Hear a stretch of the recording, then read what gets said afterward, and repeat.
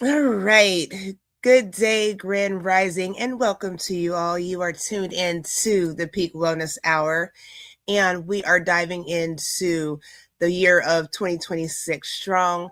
We're starting out with discussions on foundation, and we're super excited to bring this conversation to you as kind of a part two.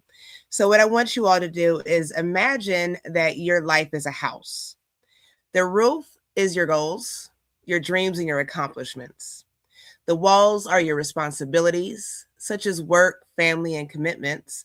And then the decor is your personality, your lifestyle, your preferences,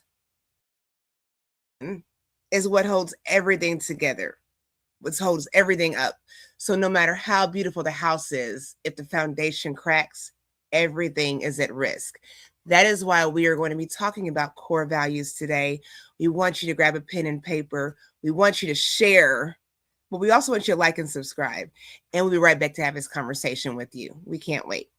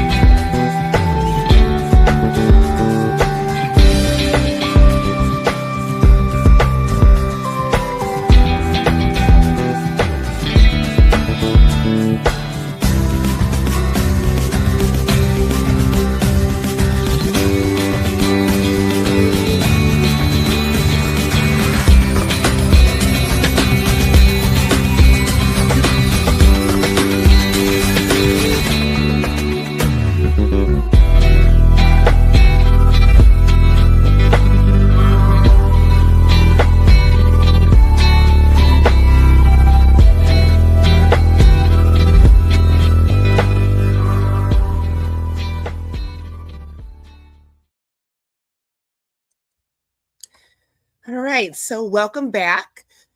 Again, we're going to be talking about building on your core values. We've got Queen Edith here, as well as our special co-host, Brianne. So excited to have her back with us. So last week we spoke about foundations and building strong foundations. I thought it was a great conversation.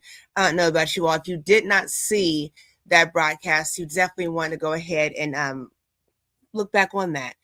So today we're going to be just diving into core values. Like I said, just kind of building up that house, building up that structure that is our lives, right? Grand Rising, King Sean. So glad you're in the building. We've got Mind Games Uncut in the building, also with the United Empires of Akibalon, along with Queen Kathy B. So excited that you all are here today. We just lost Queen Edith, but we'll get into this conversation. You all know she always brings us in, but it's all right. We do apologize for being a little late. It's been a rough morning. It was a rough night for me, so sorry. So yeah. Let me see. I'm sorry, I'm bringing Edith back on. I don't know, it feels kind of weird not having her bring us in. There you are. So without further ado, we've got Queen Edith in the building. Queen, you want to bring us in so we can start this conversation? I most definitely do on this beautiful Saturday morning. I would say something that may sound a little out of place, but I'm going to say it anyway. Listen, every day we get up, we are fulfilling prophecy. And you have to be mindful of what day it is and what prophecy you're fulfilling. I mean, there's they're good and they're bad prophecies. So the question is, I want you the state that what I want to say is be mindful of each day. And remember that you are fulfilling something. You are answering a question.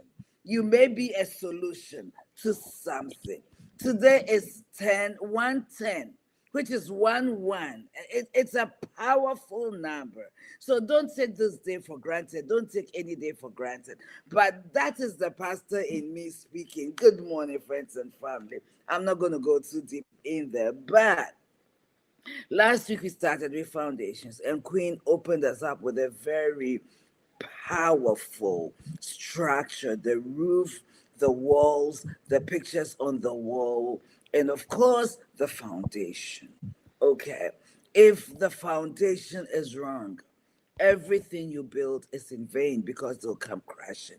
And that is why the reason we thought it fair and wise after last week's episode to bring you core beliefs. Core beliefs. When they say core, core is something that is central to you, the center of your life. I remember I read a book by a Nigerian author, Chinua Achebe, which says that things fall apart, and we continue to say the center cannot hold. When your center does not hold, nothing stays in place. So the question is this: what are core beliefs? Your core beliefs are truths you live from. A lot of the time, sometimes without realizing it, they shape your choices, your relationships, your boundaries, your expectations, and even how you interpret pain and success. They determine whether you respond from fear, from faith, from survival, or even from purpose. So, ladies and gentlemen, friends and family, please invite a friend. Share this video because 2026, we're going to be very intentional in everything we do. And let us dive in into this discussion. Bree. I think it's amazing that you say our core values really set the tone for everything else in our lives. And I couldn't agree more with that. I see this a lot because a lot of clients struggle with their like core values, and they're not always aligned with that.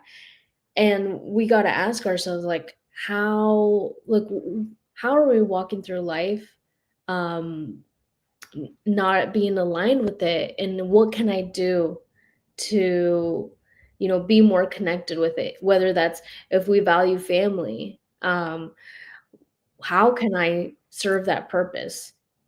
you know how am I able to be connected with what's really important to me? Because a lot of time, like, we give importance to other things rather than the values that we say we have. And I think this is also very important to say that, like, your values change over time. What I valued when I was a kid is totally different from what we value now. I don't know if you guys resonate with that, but they keep changing as we go.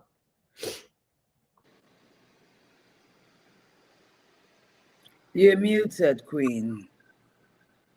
Oh, I'm sorry. I've got a question. Okay, so what you just said, and I'm not disputing here on this program. We just kind of go with the flow and we just get insight, you all. So if you're watching, we have different backgrounds, difference of opinions. So I'm going to ask a question.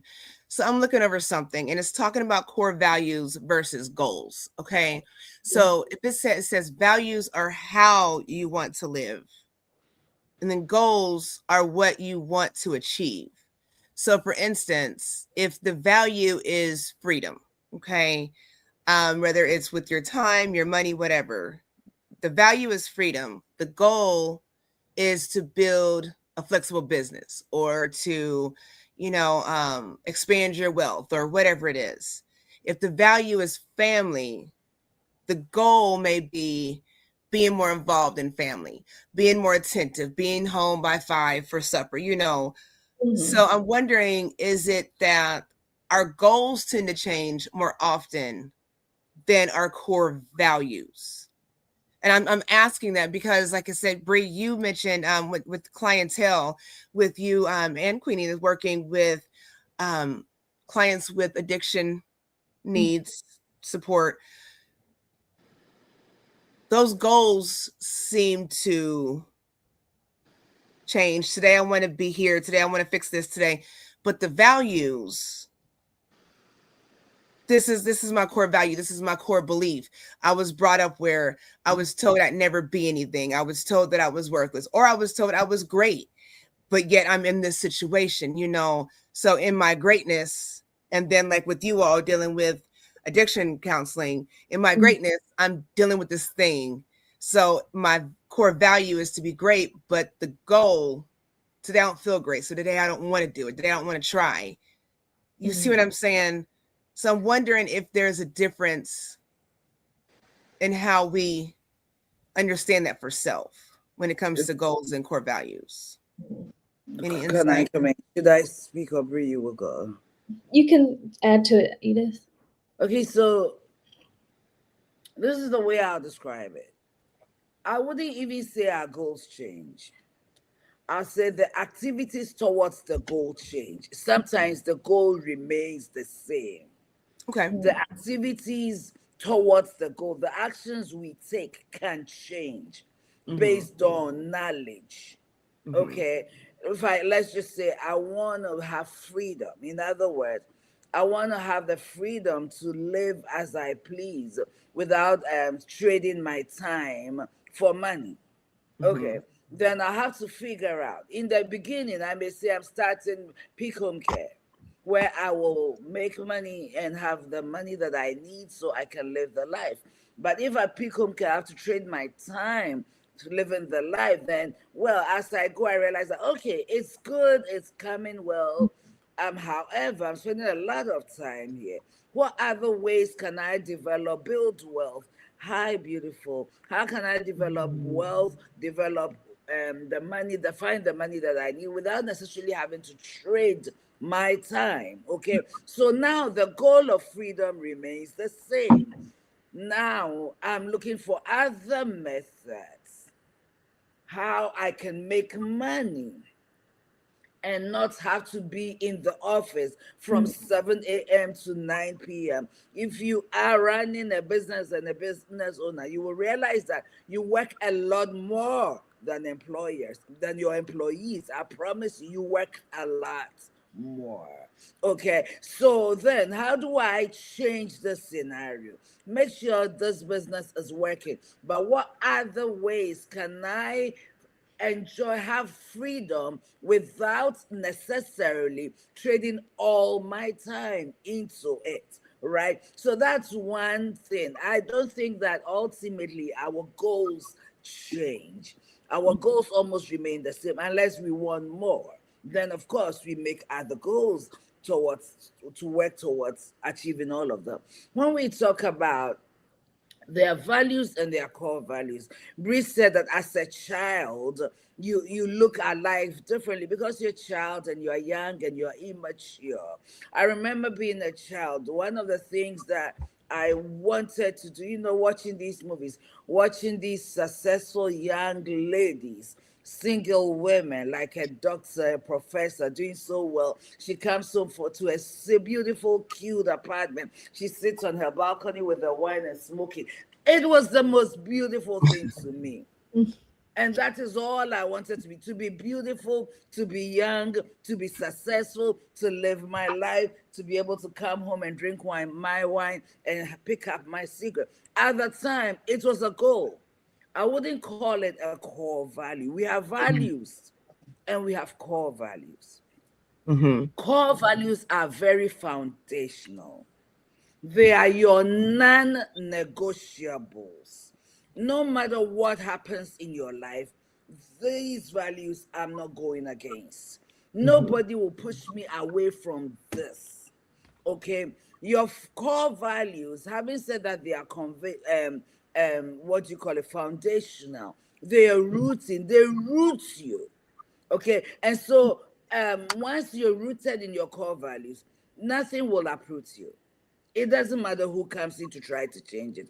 You are so it's so embedded in you that if somebody tries to push you out of it, you might get irritated, you might get frustrated, you might get angry, and you might probably react the wrong way because no, you will not take me away from this.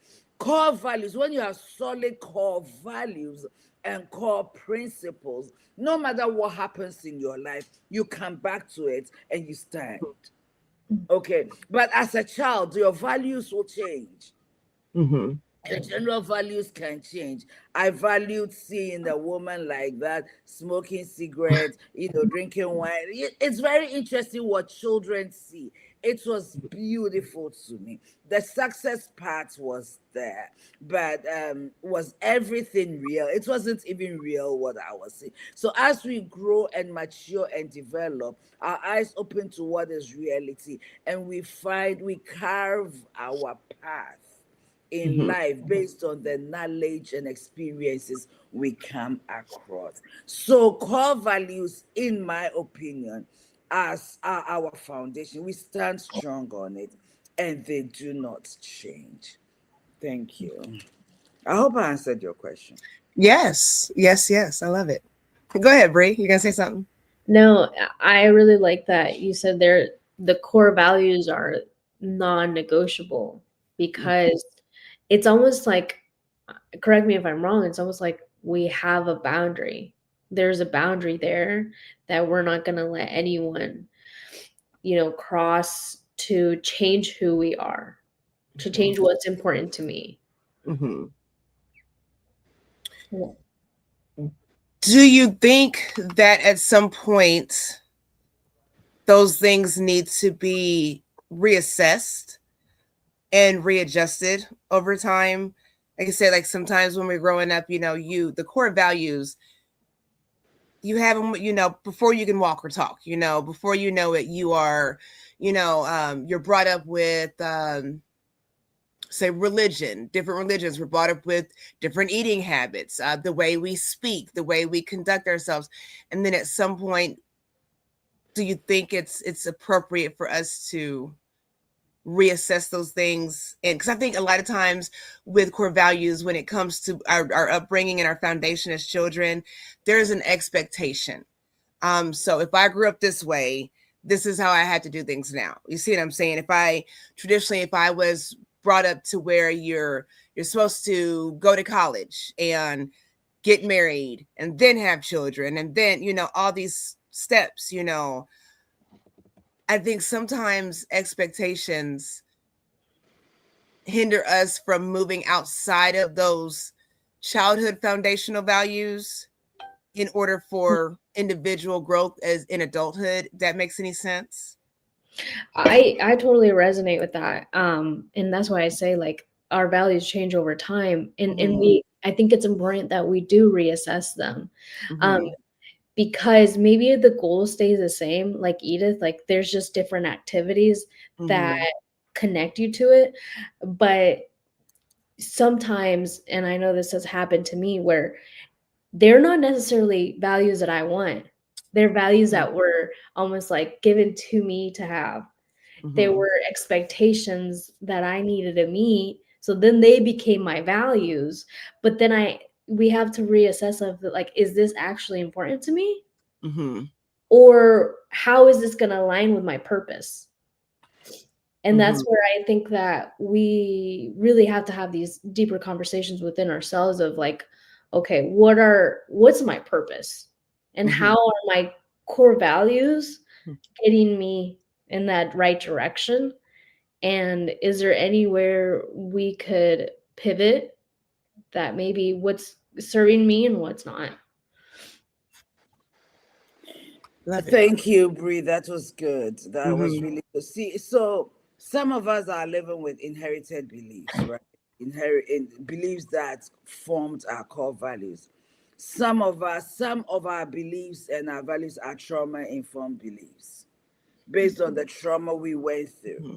We determined that this, and for a while, that was the principle from which we based our lives decisions. Okay, Mm-hmm. culture shapes our values as well.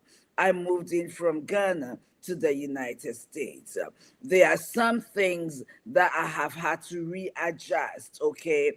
Okay, and then there's okay, survival based. When I moved to America, what were some of the things I experienced? The cultural shock and everything. And then you begin to look. So, okay, and then also, for example, maybe you are an addict, okay, and you when you wake up in the morning, you live and work for getting what it takes to get your drugs, your alcohol, your fakes, okay, all those things. So core beliefs are built on where you are at any given time. Okay, where are you in this part of life? What do you know as your purpose? What are your goals? And you build your beliefs and your structure around it. For 4 years, as some of us were in school, okay, and in school, I knew that I believed that I have to sacrifice so much time to my studies over a period of time. Okay, now school is over. So I don't think the foundational belief changes though. I don't think so. However, the purpose you are reaching for, once you find out what your true purpose is, you build those values around it. But I want to say that certain core beliefs remain the same. At the end of the day, the main goal is this: what are the things I'm putting in place to ensure that I reach that goal? Things that nobody, for example, a young lady is ready for marriage. She makes a list of what she wants out of a husband, or even a man, out of a wife. Okay, I know for sure that I do not, and I go with the Bible way.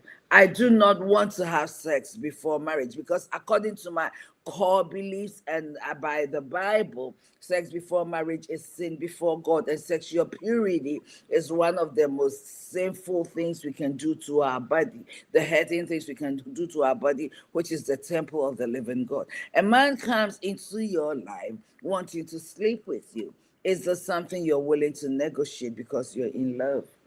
Or it's a non-negotiable for you?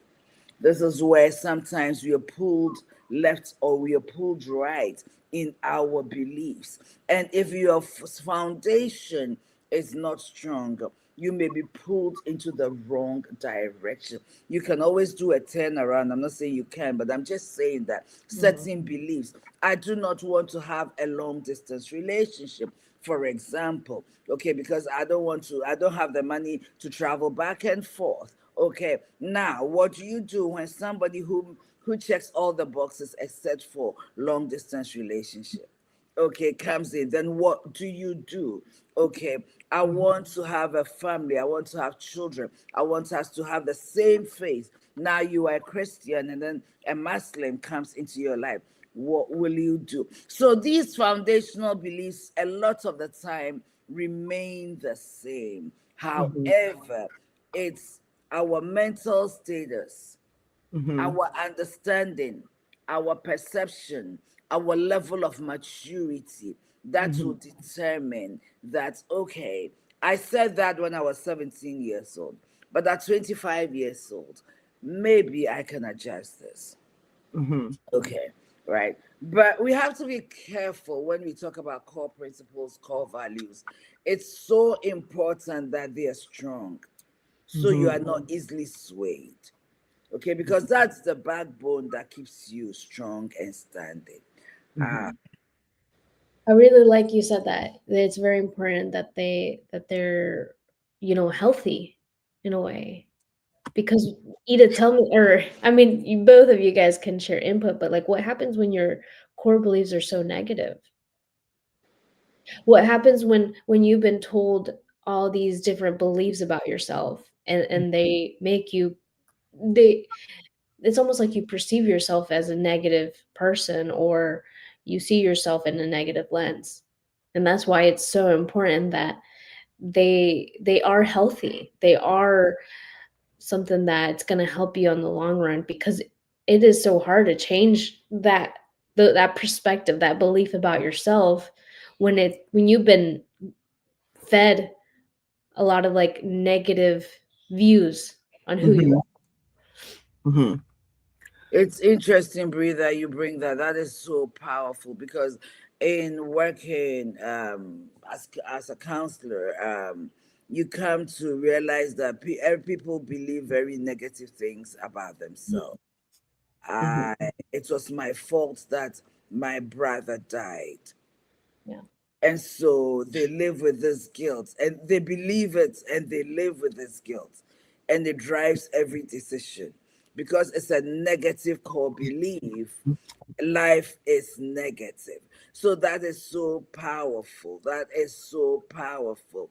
It's my belief that I am nothing, and so even when I'm doing well, now I do something and I sabotage Right. that thing I'm doing because my core belief is negative. So the key word that Brie just brought up is that it has to be healthy. Mm-hmm. Healthy to build your bones Mhm. strong.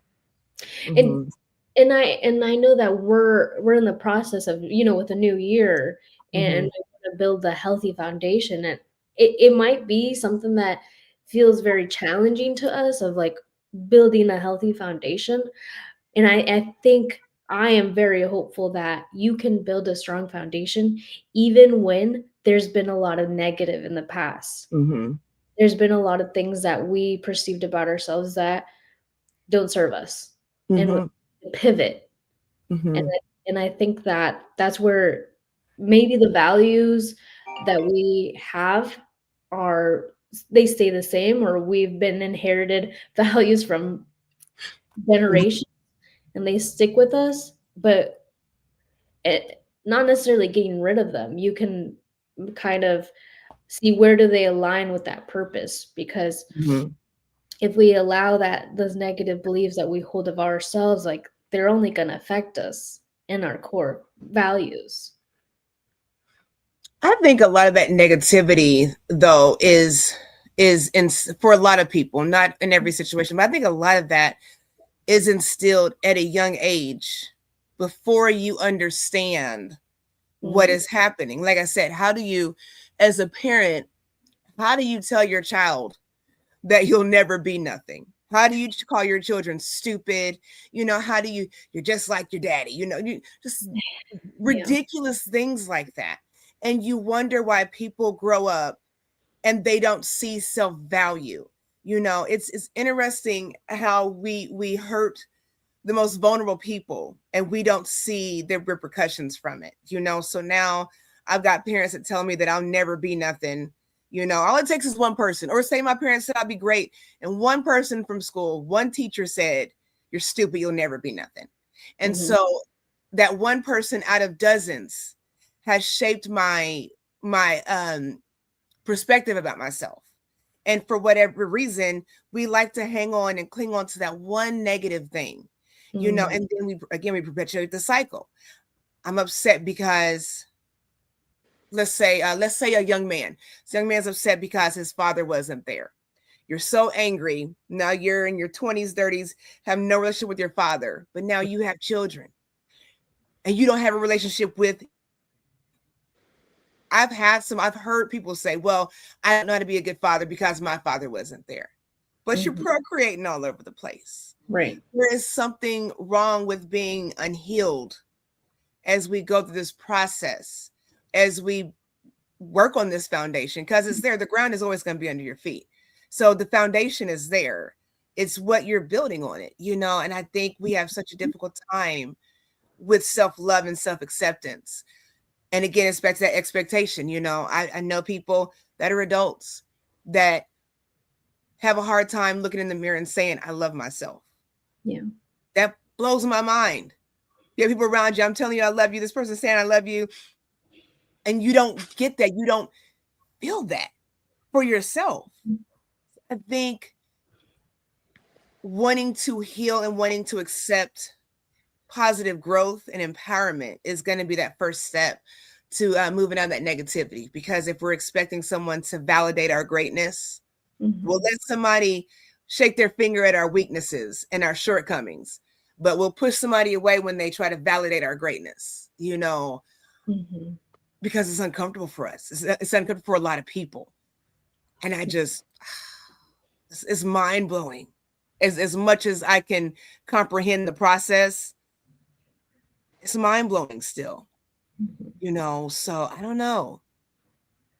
And I It is okay, Bree. Go oh ahead. sorry, you're good. No, no, you're fine. You bring a really interesting point, Queen. But we also have to really recognize like that one person did affect a lot. Mm-hmm. It's also because they're hurting too. There you go. These parents that or whoever caregiver teachers, they don't always recognize like I'm hurting too. Mm-hmm. The foundation for them is also rocky. So Mm-hmm. they only do what they think is right. Mm-hmm. So that is not the right move to make, but it's almost like they instill that fear of what they Mm-hmm. fear onto the Mm-hmm. kids. And it is from an early age. And it's very hurtful for everyone who has experienced it, but that doesn't mean that it ends there, right? Mm-hmm. Because there's a way to put a stop to that cycle of how we view ourselves and not give ourselves any credit for all the accomplishments we've had, Mm-hmm. all of the things that have gone good in our life. Because Mm-hmm. sometimes there is the self-doubt, but in that self-doubt is because we question our self-worth. Mm-hmm. And that's where we have to think back on like what is truly important to me. Mm-hmm. I agree. You I know, agree. so from everything we are saying, okay, this is how I'll say this, that your mental state at the time you determine these are the beliefs on which I will live my life matters a lot. Mm-hmm. When you are bitter and angry and frustrated and Mhm. you feel so low, Mm-hmm. you could make decisions that ultimately will not serve your purpose, because you made these decisions that this is the foundation upon which I'll live my life, not out of the lessons learned Mhm. from the situation that made you bitter, but out of bitterness itself, or anger itself, or disappointment, or frustration. And sometimes making decisions in these low points of life are self Mm-hmm. sabotaging more Mm-hmm. than serving. Mm-hmm. So you realize that a person who is healed is healthy. Mhm. Okay. And so if you are in a healthy place, then it's time to reevaluate. Look at things. Well, I said that when I was angry, I didn't mean it. Mhm. So now it makes sense when we talk about it can change.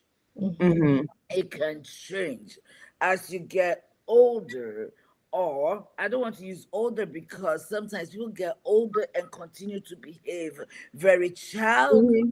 childish. Age does not determine maturity or even knowledge. Okay, what happens is that when we mature and know better, then we plan better, we make better choices, better decisions. These are the beliefs upon which my life will stand. I know they're coming from a healthy place and they are solid. Okay, so they can change. And so it's so important that we know our mindset at the time we are making these decisions? What is it based on? Is it based on anger? Is it based on what was done to me? Is it based on what I was experienced? Is it based on the trauma? Is it something that was passed on to me and I accepted it without questioning? Okay, and Mm-hmm. that's when these are things you look at. Mm-hmm. But friends and family, the reason why we are bringing this to you, because it is foundational in your growth. In the beginning of the year, we said new year, new you. A lot of the time, it's not so new, but Mm-hmm. it's another level. How do I build on this foundation to get to the next level? We can't always restart because then we are Mm-hmm. wasting the years as well. And the reason why we are bringing you this conversation, and I have to say this, is so that you will continue to evaluate, you will continue to take stock of Mm-hmm. yourself. How are you growing? How are you developing? If that was your core value, how is it serving you? Is it negative? Is it healthy? Is it positive? Is it godly? Is it ungodly? Is it goodly? Whatever it is it serving family? You may have had those beliefs when you were single. Okay, now you are married. You need to come to a place where you and your spouse can come to some form of agreement, your willingness to compromise. All of those factors make a difference, Mm-hmm. matter. So we always have to even change of jobs, okay, moving out of state, change of careers. All these things affect us, and we need to sit down, look at our life right now in this moment. What led Mm-hmm. to these beliefs? Mm-hmm. Are they going to serve me now? Mm. Are they even healthy? And Mm-hmm. then we take it from there, do the evaluations, make the adjustments. The Mm-hmm. goal always is remaining the same, I hope. Your ultimate goal remains the same, unless something came up and you learned something. So Mm-hmm. it's important that we look at our mental state. And I'll use this to say this. When you're doing your annual physicals, know that your mind matters. Get yourself a therapist. A lot of therapists accept insurance. Mhm. And if not, save $10 every week for 60 days or 120 days or 150 days, 90 days, whatever, $10, $20. Mhm. And find yourself a therapist who you see at least quarterly. Start Mm-hmm. there because it matters. Your Mm-hmm. mindset really matters. Your therapist does not solve your problem, they guide your Mm-hmm. perspective. They Mm-hmm. guide your perspective. So you will come to certain conclusions yourself. You will make decisions based on proper knowledge and information. And I'm Mm-hmm. telling you, it works. Yes. To put that commercial in there, right there. And you know what? I'm gonna say this. When we talk about therapy and seeking help, I'm gonna say this on a financial aspect. And I'm just doing it financial because some of us do have the means to get that help, and we have excuses and delays on why we don't. So I'm not even gonna address that right Mhm. now. What I will say with the financial part, or even not knowing where to start or who to talk to, I believe that, again, I say this all the time, but journaling is an amazing tool.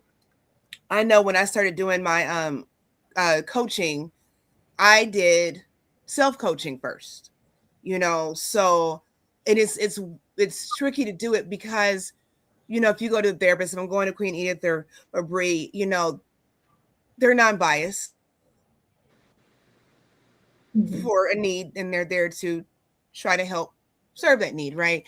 But it's funny when you start journaling and you're addressing things like you would talk to a therapist or a counselor about, and Mhm. you have to respond to your own issues and be real about it. Because it's really funny if I'm writing down, hey, today I'm struggling, I'm always angry, and because I'm angry, I don't sleep well, I'm stressed out, I'm not pleasant to be around. Well, what do I say back in that response on that paper that I'm writing? Well, it's okay.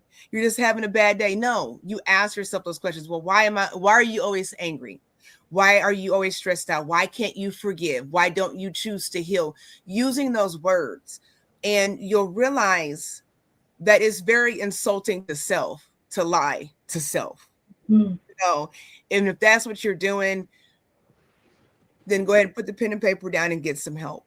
And I'm not being funny, because that's borderline sociopathic behavior, when you're lying to yourself and you are justifying the things that you're doing when you know that you're seeking help and you can't even be real with yourself. There's something wrong with that.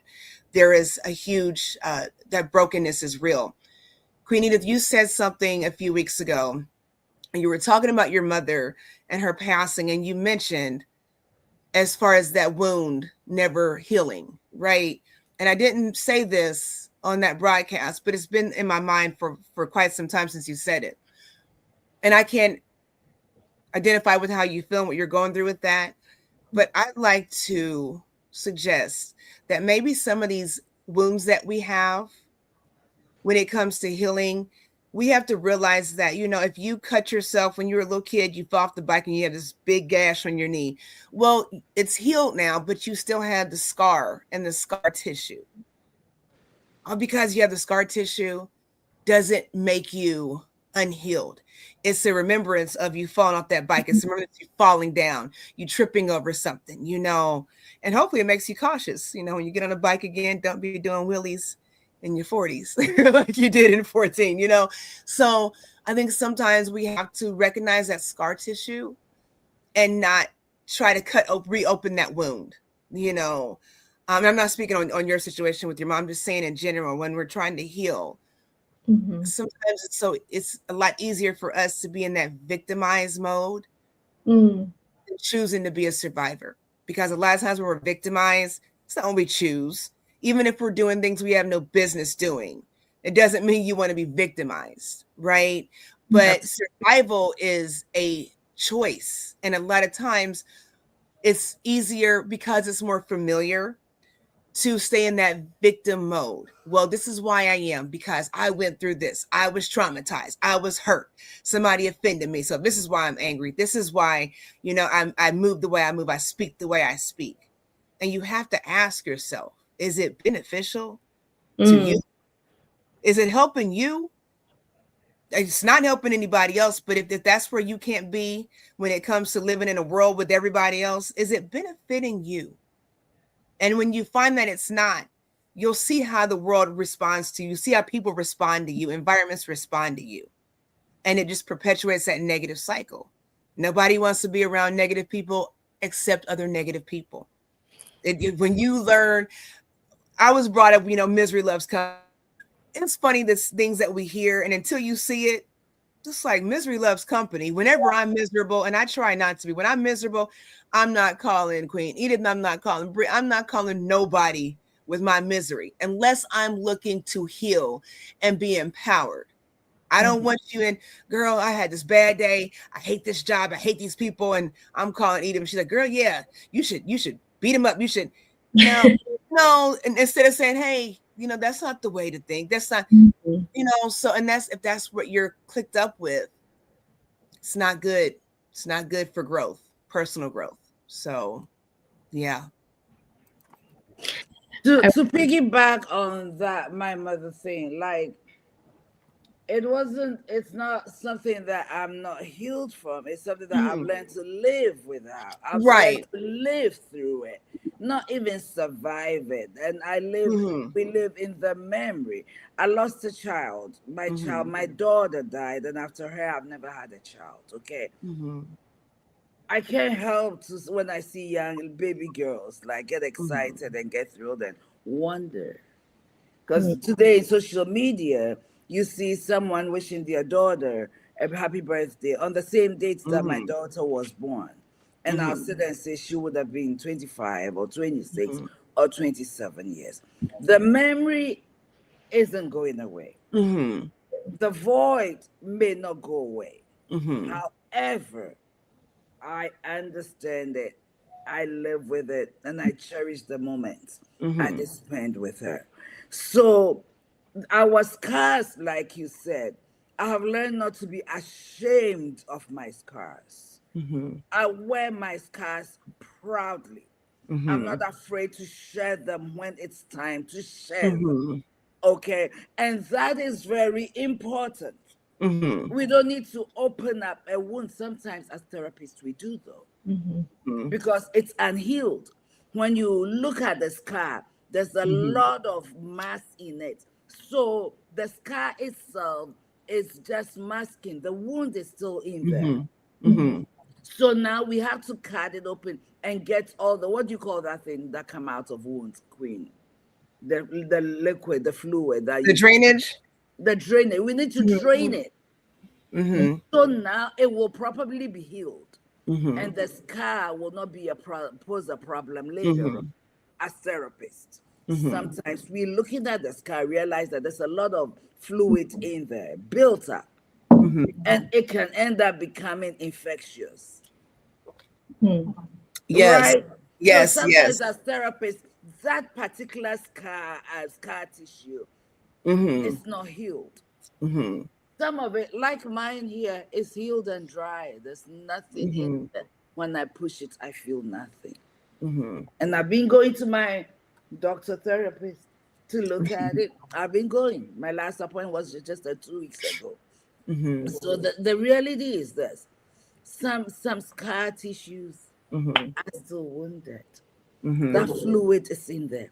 We need to cut it open and drain it, and drain it, Absolutely. and drain it, and drain it. But you cannot be shy. Your scars are the reason you've become the germ that Mm-hmm. you are. They decorate your beauty and they make you stand out. So that I always say this, as you know, they call therapists, I don't know if Bree's aware, the wounded healers. Therapists are called the wounded healers. Sometimes it will amaze you what they have walked through sometimes. Mm-hmm. Yeah. And they know it. So they, when they are dealing with you, they come from a place of, I get it. They may not share their story, they may not Mm-hmm. tell you, but they know exactly what you're dealing with. Sometimes, I'm Mm-hmm. not saying that's always the case. Okay, Mm-hmm. sometimes. So it's so important that you don't build your foundation out of your wounded place. Mm-hmm.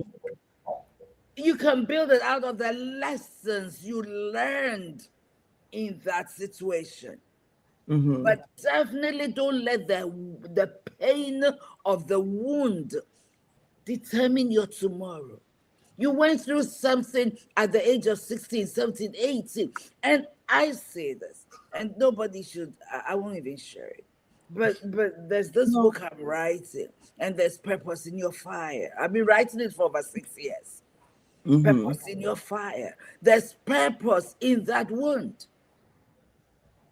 There's Yeah. purpose in that wound. People walk Mm-hmm. around, let me Mm-hmm. say it. People walk around in shame, Mm-hmm. their head bowed down Mm-hmm. because of what they have done and what they have been through. Mm-hmm. But we don't have to. That's why some of us are afraid to go see a counselor, because Mm-hmm. we're going to bring up things you don't want to talk about because you feel shame. Yeah. Don't. Yeah. Don't feel shame. Mm-hmm.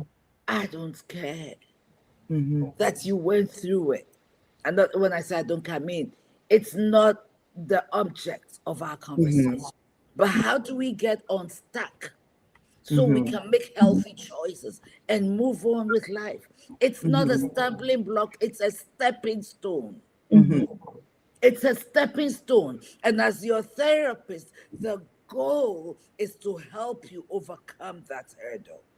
Mm-hmm. You are who you've become as a result of what you've been through. But your choices today are as a result of your perception of what you've been through. How do we change the perception for you to overcome and make it a stepping stone? Because somebody 5 years from now will go through the same thing. And if you were Mm-hmm. to meet the younger you, What would you Mm-hmm. tell them? I got oh, your life is over because you endured that. No, that's not true. So Mm-hmm. let's not be ashamed. Let's get the healing we need. And let build a solid life. Because no one individual, whether you were raped, whether you were abused by your parents, whether you were abused by a spouse, whether you ended up stealing, robbing people, all of those, you've done so much time in jail. Mm-hmm. You're grown, you should know better.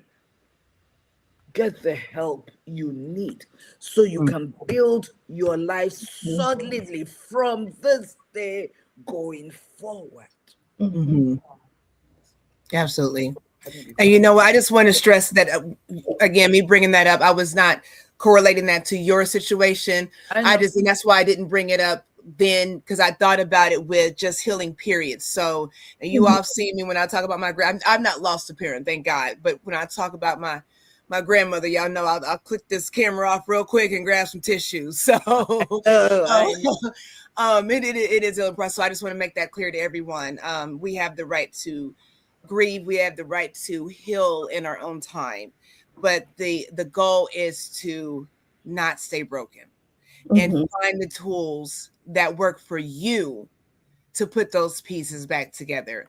Have you ever seen someone where, fine china, antique kind of things, heirlooms, and then something breaks, and now you're looking at the shattered glass on the ground, figuring how you could put this back together, and if you put it back together right, and it's so important to you, the cracks and the crevices don't matter, and sometimes that's what it has to be. Sometimes when we pick ourselves back up and we put ourselves back together, or we reach out for the tools to be put back together and made whole, we're looking at the cracks. There's a little bitty crack on the bottom of this vase that nobody's seen, this little chip, but it's there. And you focus on that little crack, instead of choosing to allow yourself to be seen as whole or in the process of healing. And there's nothing wrong with that. There's nothing wrong with saying, I've had these shortcomings. I didn't meet these marks. I could have done better, all these things. And now you're here. You don't have to be great right now and lower your greatness because of things in the past. Mhm. Right now I'm at the top of my game, but back in the day I did this and that. Well, that was back in the day.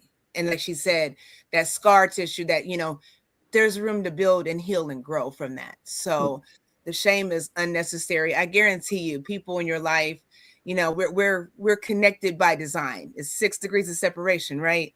So somewhere, I'm talking to Queen Eve, there's somebody over in Ghana that I'm gonna run into at Kroger here in Indiana, and it I just happens to be know, somebody that right? it's so we're purpose. There's purpose in how we're positioned. So like she said that, your shame is somebody else's triumph. So tell your story. And if you think you have a horrible story, I guarantee you somebody sitting right next to you or in your vicinity has it so much worse. And we never want to say, well, it could be worse. I'm glad it's not me.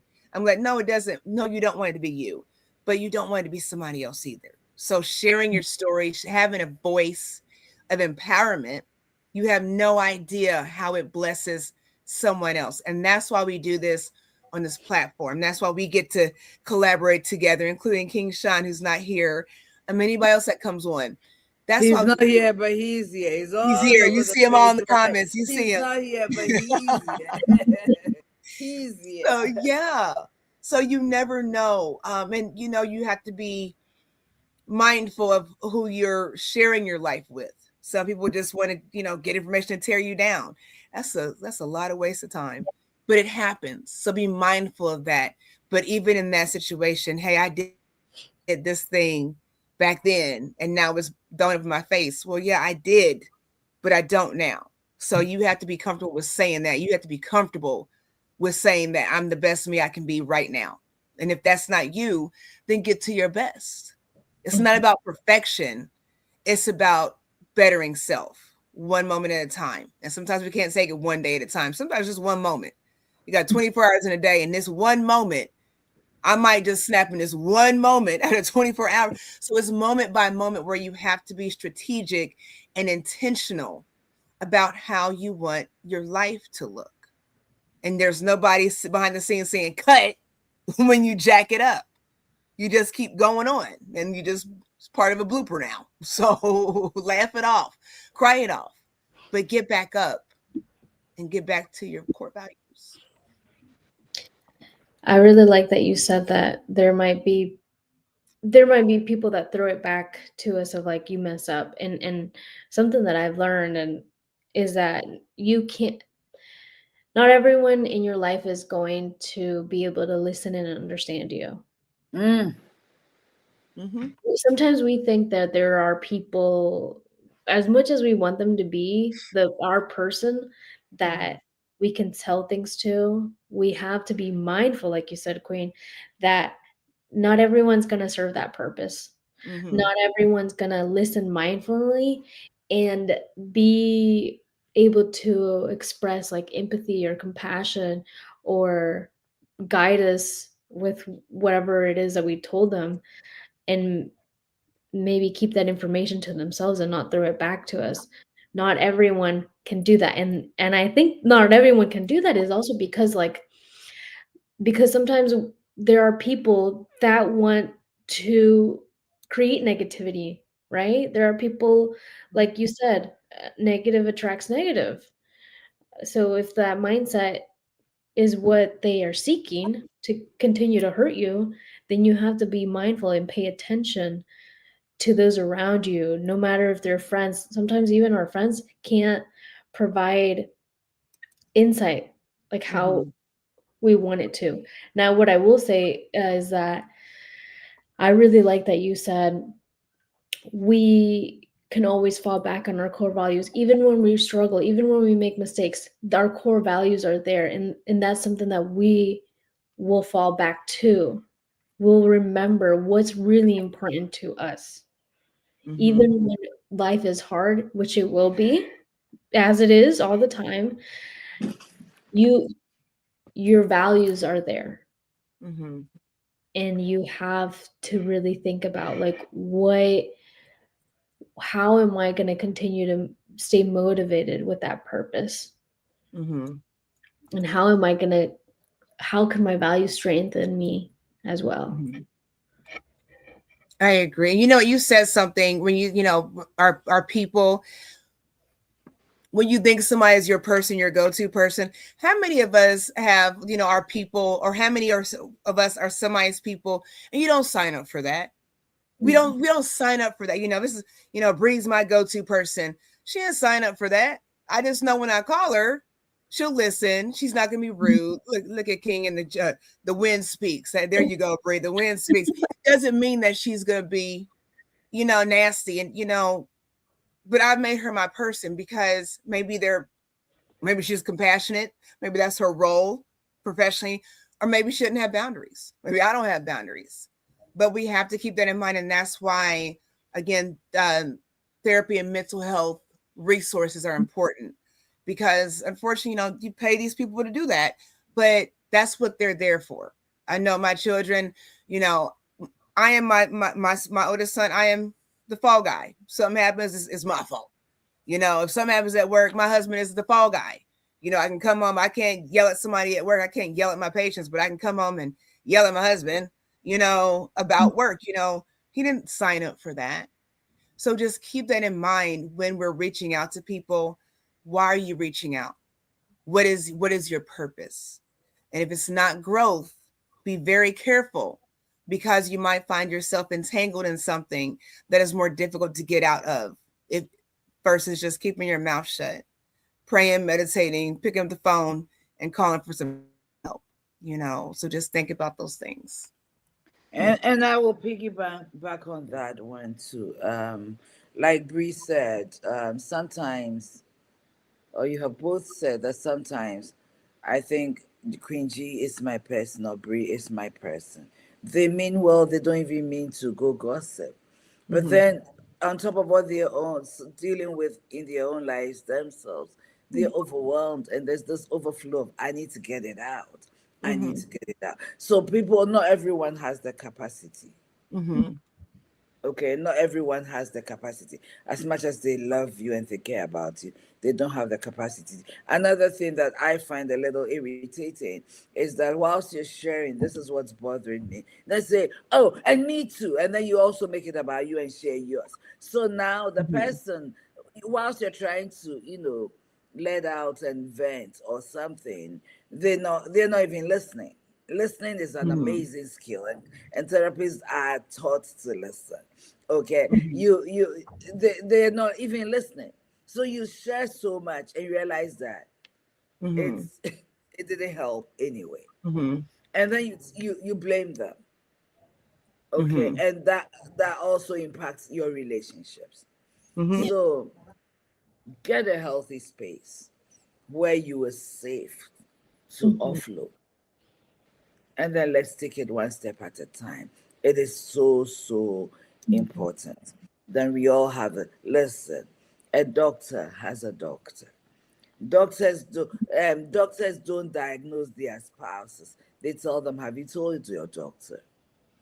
All of Mhm. us in this field Yeah. are required in counseling. There's something called counter transference. Okay, Queen G may come to me as a counselor, and I don't counsel my friends. That's one a go go go. Okay, let's Mhm. just say as friend. Well, she's my therapist, and she comes to me and shares. I go to her and share something. She's been through the same thing. If she doesn't take care, she's gonna project. She's gonna feel what she felt when she was Mhm. going through that, and Mhm. everything she says will come out of pain rather than really knowledge and skill. Mhm.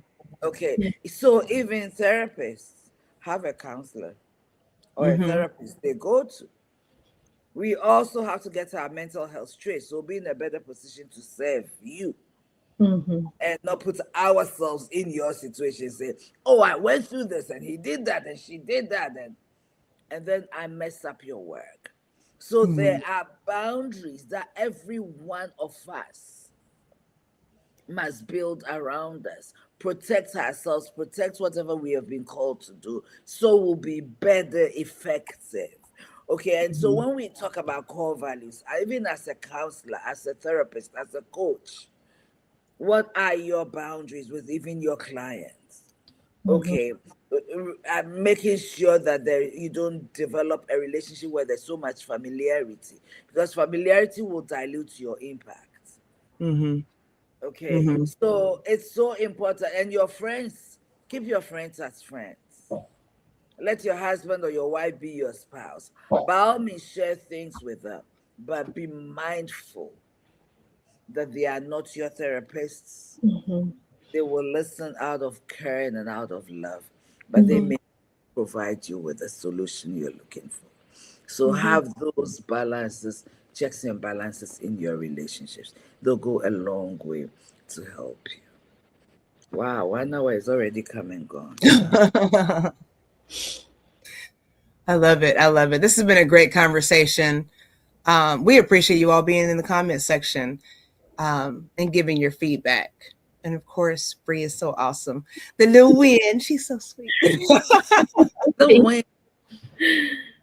I'm glad to be here. Do our audiences know what these mean? You, Queen, you want to share what the water? Is it the wind, the eyes, and what the fire?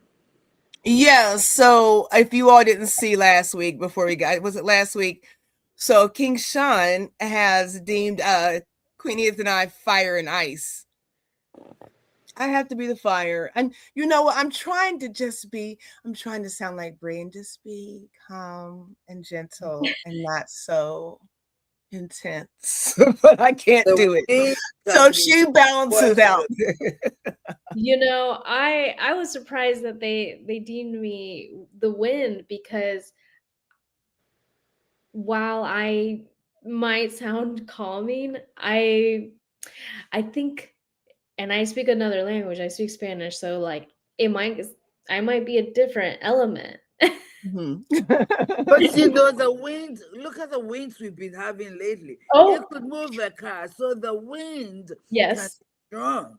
The wind Mhm. is not necessarily always calm and Right. almost invisible and almost not seen nor Mhm. experienced. The Yeah. wind is an experience. Be There you mindful when go. it's strong, when it becomes strong, be mindful because it has the power to lift a whole car, a whole truck, a That's whole true. house and push it somewhere. All these hurricanes are winds. Yeah. Right. Yeah. Yeah. So, yes, you are strong and mighty. You are. Yeah. Well, You I'm certainly are. really grateful to be part of this, and I even learn a lot from you guys too. Like, there's so much insight that I've gained being here too, and I hope to continue to give my insight as well. Absolutely. You all know you have to follow Bree. And I didn't put it in the, let me see if I can put it in the comments on Facebook. So her and Queenie, if you all do not know, they've been partnered together doing addiction counseling. So and then they have so many other gifts and talents. So I'm not going to say anything because it's not my place to say it, but I am very excited about things that they have coming up in that area to serve the community. So you are in the presence of greatness here. I know I certainly am. But what we talk about is so important, the insight. I love the insight that we all give. Again, including King Shine. I had Queen Gloria I'm call me looking for Aunt an Monty. element for King Sean. I don't mean to cut you, but I'm looking for I an don't element. know. What do you? You said he was Earth. He is Okay. earthy. He is real earthy. I like that. What do you think, King Sean? He's in the comment section. What do you think? What do you think? I think he should be Earth. Mhm. Yeah, and He but we grounds all us bring. all. He grounds us all. Yeah, he Mhm. does. Yeah, he does. Yep. So that's who you are, King Sean. You're the Earth. So yeah, we hope that you all enjoyed this broadcast. Any you all have anything you want to contribute in the comment section? I'm sorry, I'm reading these. Please let us know before we get out of here. Please let us know. And I just want to also touch on like seeking help. There, I didn't mention this before, but there are, and because my insurance doesn't cover for certain um like places, there's different companies of therapy in the area, in the indie area, but there are different resources that you can find of like prorated sessions where there are therapists that will actually charge you like maybe like $20, Mm-hmm. or it's so on and so forth, because they are in a platform where there's other therapists and Mm-hmm. the experience levels are different. So they might be just coming out of school, or they've been in school, or they've been having a lot of practice for many years. So people Mm-hmm. charge you different rates. And so that's something that I did because my insurance wasn't able to pay for um, like in long-term therapy. So I was able to find a platform where I paid like a membership, and then I would pay a certain rate to the therapist because it was, sometimes, and especially like if you want a special type of therapy, um, Mm-hmm. it's going to be a little bit more expensive. So there are a lot of people that are able to do that. You just got to find different platforms. Mm-hmm. Let me ask you a quick question before we go. I know what is it? Better Health? Is that what it is? The online counseling service you can reach in. Do either of you know anything about that? Because I know there are people that don't know where to start to find a therapist. Better Again, Help, mhm. Grow too. Growth therapy and Yeah, briefly, okay, there's some of it. So there's growth therapy too. I've seen growth therapy too. Mhm. okay, okay. What are your thoughts on that? Have any of you, either of you, had any? I've not used it, but I'm curious about it. So it can be explored. Maybe I will Okay, find a therapy, another therapist on Grow or Better Health and see how Mhm. it, just for the experience of it, so we have something to share with you. I'm okay. looking at the resources of the prorated, but like platforms, because I did it, and I really like my therapist. Mm-hmm. And there are different profiles available, and there are rates too, so you get to choose from different therapists. I'm not sure if it's like BetterHelp. I don't know if those different companies have where they, if you don't have insurance, that they would be able to help you, Right. charge you less. But I can do my research on that, and give you the exact like link of where I went to. You'd think I Okay. remember. Kinshaw says it's good, or you can come to me when you're ready. Yeah. Okay. So yeah, you all look into that. And I'll say this and I'll stop talking, but you don't have to be in disarray to tap into therapy and counseling. Mhm. Sometimes it's just something to keep you balanced, something, somebody to talk to, so just think about that. Does not mean that there's something wrong with you, that you're out of whack. It just means that you are identifying that you need support and you can reach out and get that. So do not be afraid to do that. Do not be ashamed. And if that is you and you are not getting help because you're ashamed to ask for help, I guarantee you the shame is more crucial when you're wallowing in your mess and you have the option and this resources to get out of that. So let's just make better decisions. And that's what core values are all about, is making sound, solid decisions without a rush. We're just being intentional. So just keep that in mind. Okay. That's all I got. Princess Bree, you got anything, Bree, before we go? I'll let Edith take us out. All I will say this is that don't let your secrets, or don't let that pain keep you sick. Mm-hmm. Yeah. We got to start somewhere, Mm-hmm. and we got to put in effort of realizing what's truly important to us so that we can heal. I love it. I love it. Oh, okay. Don't stay sick, y'all. I love that. I think Queen Edith gas. So I think that might be our part 3 next week. Don't stay Don't sick. let your secrets or your pain keep you sick. And some of us are sick and we don't even know it. And Mm-hmm. going to see a therapist does not mean you're cuckoo, if that's Mm-hmm. a phrase that makes sense. Mm-hmm. Going to do physicals doesn't make you sick, but they can detect things and make sure that they are nipped in the bud before they ever become a problem to you. Okay. Is it my time to end this podcast? Yes, it is, Queen. Please. So, friends and family, last week we started foundations built to last. Okay. In order for anything to last, its roots must be strong. When I look around, trees that are difficult to uproot, sometimes they just cut them down, but they grow because their roots are so deep. Okay. Some core values need to have depth. But the question is this: we need to ensure that our core values are coming from a healthy place.